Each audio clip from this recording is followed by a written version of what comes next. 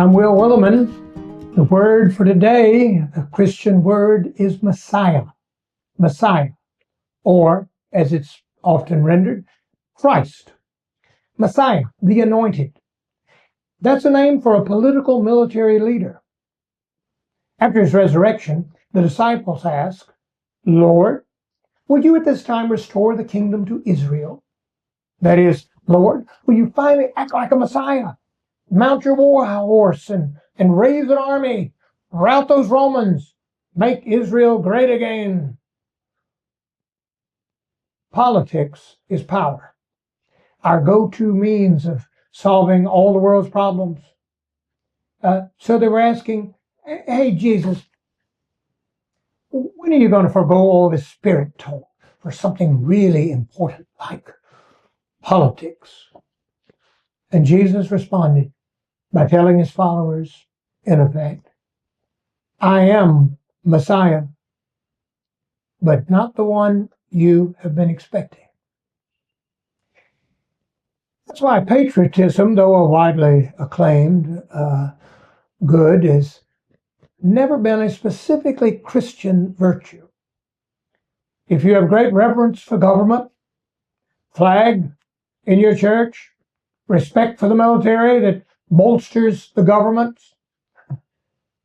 you're going to find Jesus at times offensive to your sensibilities.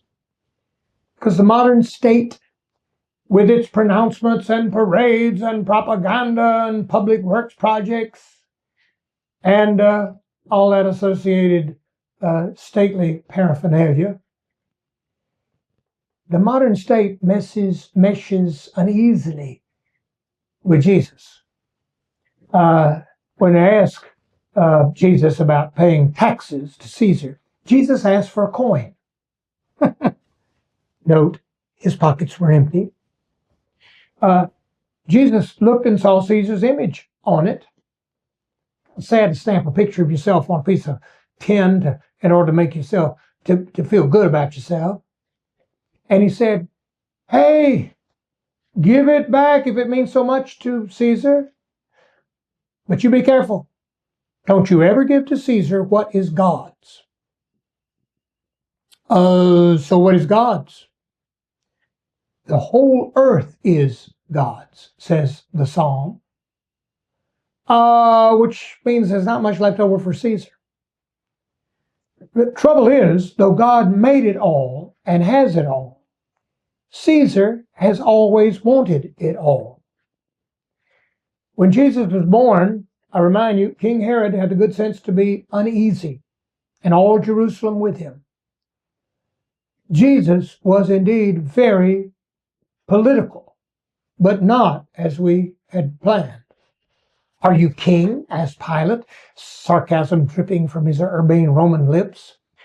Jesus responded, my kingdom is not from here. Not from here. With all your regal tinsel propped up with swords. Christ's authority derives from elsewhere. A short time later, Jesus is crucified by democracy in action as the people chant, we have no king but Caesar. Jesus did not, especially in Mark, embrace the title Messiah. When Peter acclaims, you are the Christ, that is, you're the Messiah, Jesus tells him to keep quiet, explaining that he must suffer and be rejected, be killed. What? A Messiah executed as a common criminal? It's only when Jesus, as a prisoner, stands before the high priest, lackey for the government, does he admit to being Messiah. Now he goes head to head with the powers that be, and from an ignominious cross robs them of their glory.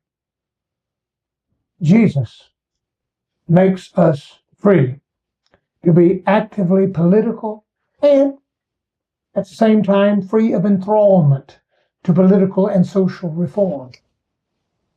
So, Christians wish the state well in its fumbling attempts at justice and peace. and may even occasionally assist by rolling up our sleeves and working for it, and doing politics and marching in the streets and shaking our fist against the government. But the political vision instilled in us by a crucified Messiah keeps us praying for more even than good government can give. Maybe it's best to remove that flag from the front of your church because, you got your hands full parading around behind the cross. Join me again as we look at Christian words